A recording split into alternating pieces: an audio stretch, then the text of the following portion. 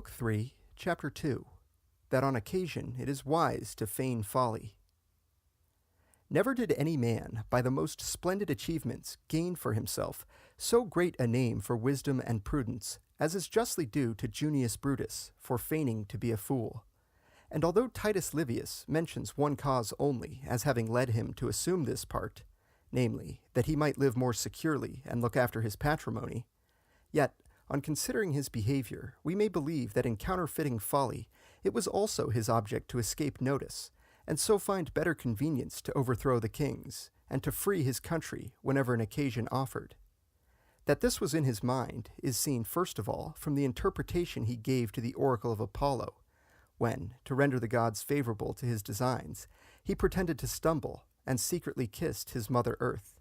and, again, from this, that on the death of Lucretia, though her father, her husband, and others of her kinsmen were present, he was the first to draw the dagger from her wound, and bind the bystanders by oath, never more to suffer kings to reign in Rome.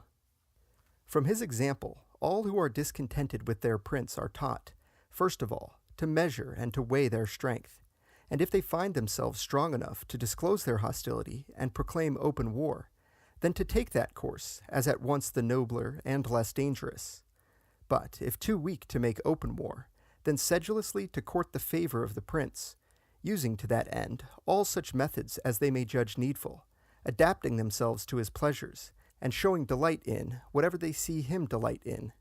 Such an intimacy, in the first place, enables you to live securely, and permits you, without incurring any risk, to share the happy fortunes of the prince, while it affords you every facility for carrying out your plans. Some, no doubt, will tell you that you should not stand so near the prince as to be involved in his downfall, nor yet at such a distance that when he falls you shall be too far off to use the occasion for rising on his ruin. But although this mean course, could we only follow it, were certainly the best, yet, since I believe it to be impracticable, we must resort to the methods above indicated, and either keep altogether aloof, or else cleave closely to the prince. Whosoever does otherwise, if he be of great station, lives in constant peril. Nor will it avail him to say, I concern myself with nothing, I covet neither honors nor preferment, my sole wish is to live a quiet and peaceful life. For such excuses, though they be listened to, are not accepted, nor can any man of great position, however much and sincerely he desire it, elect to live this life of tranquillity, since his professions will not be believed, so that, although he might be contented to be let alone, others will not suffer him to be so.